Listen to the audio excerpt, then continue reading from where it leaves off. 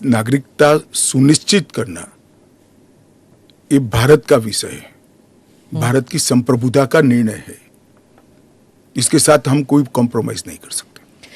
जब हम tribal areas की बात करते हैं, अभी आपने कहा कि जो 6 शेड्यूल और जो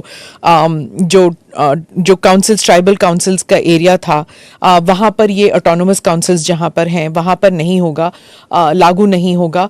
इन एरियाज में जो है डेवलपमेंट होता नहीं है क्योंकि इतने सारे लेवल्स ऑफ गवर्नेंस होते हैं वहाँ पर। आप 2 दशक पहले की बात कर रही हैं। हाँ, आज वहाँ जाकर आइए, मोदी जी ने पूरे नॉर्थ ईस्ट में एयरपोर्ट वगैरह, हाँ, एयरपोर्ट बना दिए, रेल पहुंचने को आ गई, रोड बना दिए, हर घर में बिजली पहुंच गई, शौचालय पहुंच गया, हर घर में स्वास्थ्य की सुविधाएं पहुंच गई, गैस का सिलेंडर पहुंच गया, शिक्षा की भी उच्चतम शिक्षा संस्थान आज नॉर्थ ईस्ट में एस्टैब्लिश हुए हैं। जो पोर्टल से जब इनको नागरिकता मिलेगी, इससे उनको क्या क्या सुविधाएं मिलेगी? क्या आम नागरिक की तरह, या फिर जैसे उनको ये दिखाना पड़ेगा कि हाँ CAA के तहत हमको नागरिकता मिली है? क्या ये अलग आइडेंटिटी? ना ना ना ना ना, वो भारत के आम नागरिक की तरह ही भारत के नागरिकों की सूची में सम्मान के साथ समाहित हो जाएंगे और उनको मेरे और आपके जितना ही अधिकार होगा। वो चुनाव भी लड़ सकते हैं, MLA भी बन सकते हैं, MP भी बन सकते हैं, मुख्यमंत्री या केंद्र सरकार के मंत्री भी बन सकते हैं। राहुल गांधी जो न्याय यात्रा में बार बार CAA भी उठ रहे हैं और बाकी विषयों पर भी सरकार पर आरोप लगाते हैं कि अपनी विफलताओं को छुपाने के लिए कभी CAA लागू कर रहे हैं। मेरा आपसे रिक्वेस्ट है जी, कांग्रेस में आपकी अच्छी खासी पहुंच है, इस विषय पर राहुल जी से एक बार चर्चा कर डिटेल पूछ लो जरा। वो चर्चा नहीं कर रहे ना, वो मीडिया को वहां पर कह रहे हैं कि मीडिया जो है वो चर्चा नहीं करना चाहती क्योंकि वो हमारे हाथ बंधे हुए हैं, हमारा मुंह बंद है। नहीं, मगर इस कमरे में बैठकर आपको इंटरव्यू करे CAA पर और समझाए, जो वो बोल रहे हैं वो इतना समझा दे जनता को। राजनीति के अंदर आपके निर्णय को जस्टिफाई करने की जिम्मेदारी आपकी होती है। जैसे मेरी सरकार का फैसला ऐसी है, इसके बारे में मेरी पार्टी के तर्क, मेरी गवर्नमेंट के तर्क और क्यों ये देश के हित में है मुझे समझाना पड़ता है। जरा राहुल गांधी जी आपके इसी कमरे में आकर देश को समझा दे कि क्यों विरोध में है। आप कहते हैं कि ये राजनीतिक नहीं है, लेकिन आपके जो राजनीतिक स्पीचेस हैं, तेलंगाना में आपने कहा, जब आप अपने वायदे गिनते हैं कि ये वायदे हमने पूरे किए, तो CAA भी उसमें है, तो इसमें राजनीतिक कहां से हो गया? तो फिर आपके तो हमारा एक वादा था कि देश के अर्थतंत्र को सुधारेंगे, तो क्या अर्थतंत्र मत सुधारो, पॉलिटिक्स कर रहे हो। फिर राजनीतिक कहां से हो गया?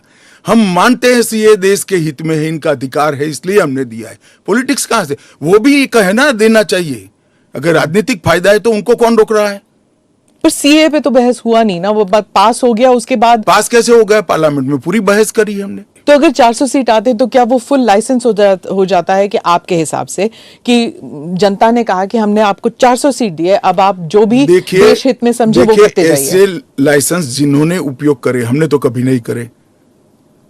हमने तो जनता ने जब जब आशीर्वाद दिया बड़ी जिम्मेदारी के साथ देश चलाया, चाहे अटल जी हो चाहे नरेंद्र भाई हो। इंदिरा गांधी ने एक बार लाइसेंस का दुरुपयोग किया था और फिर स्वयं चुनाव हार गई थी। तो इसका भी मैकेनिज्म पड़ा है ना।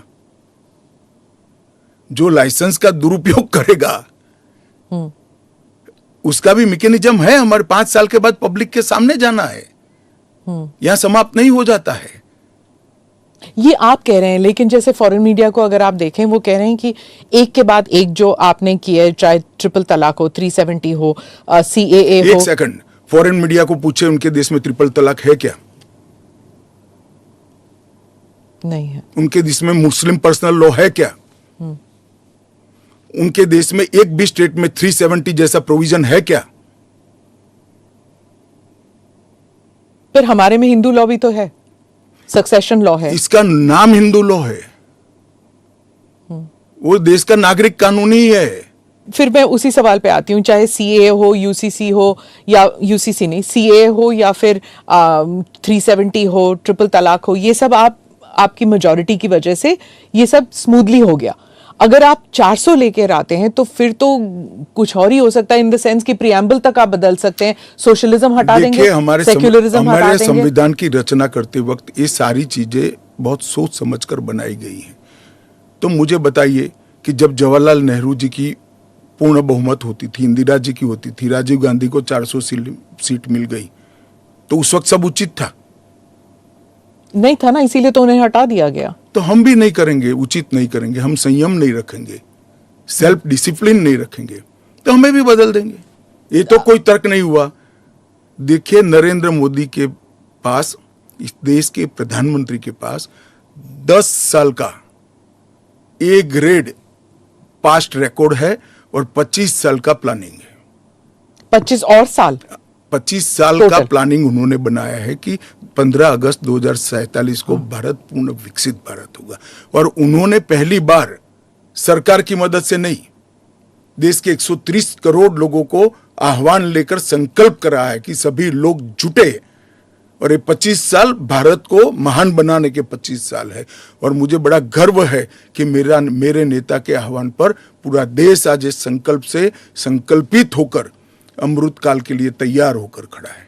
इसके साथ साथ इस देश में गुड गवर्नेंस, इस देश के अर्थतंत्र को दुनिया के प्रमुख अर्थतंत्रों में शुमार करना, दुनिया भर के टेक्नोलॉजी और R&D के लिए एक प्लेटफॉर्म बनाना, भारत को मैन्युफैक्चरिंग का हब बनाना, भारत को हर क्षेत्र में आत्मनिर्भर बनाना, इस देश की शिक्षा व्यवस्था को दुनिया के साथ और दुनिया से आगे ले जाने का प्रयास करना, ये सारी चीजें हमने करी है और ये भी हमारा एजेंडा है।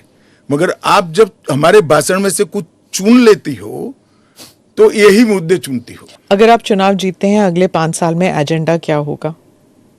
चलिए, एजेंडा हमारा घोषणा पत्र आएगा, इसमें आ जाएगा। आपका बहुत बहुत धन्यवाद। चलिए, धन्यवाद धन्यवाद।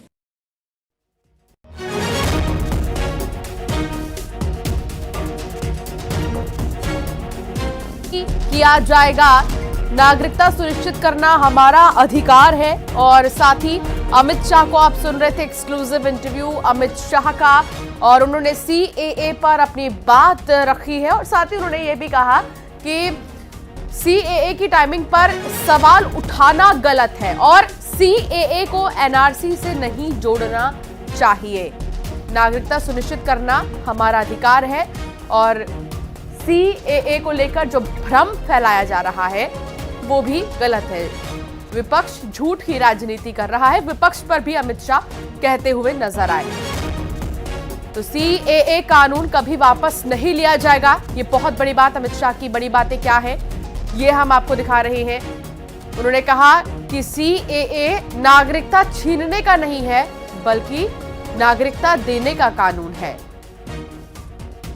धर्म के आधार पर देश का विभाजन गलत था और अब ये मौका है कि हम लोगों को, शरणार्थियों को नागरिकता दे पाए।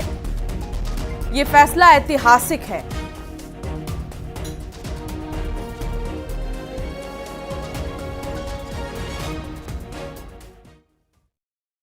आएंगे और पाकिस्तान, अफगानिस्तान और बांग्लादेश के जो शरणार्थी है उनको नागरिकता देंगे। तो भारतीय जनता, सारे विपक्षी दल, ओवैसी हो, राहुल गांधी जी हो या अरविंद केजरीवाल हो या ममता जी हो, ये झूठ की राजनीति कर रहे हैं।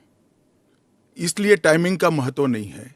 भारतीय जनता पार्टी ने 2019 में अपने घोषणा पत्र में कहा है कि हम CAA लेकर आएंगे और पाकिस्तान, अफगानिस्तान और बांग्लादेश के जो शरणार्थी है उनको नागरिकता देंगे। तो भारतीय जनता पार्टी का एजेंडा बहुत स्पष्ट है और वो एजेंडे के आधार पर हमें बहुमत मिला है।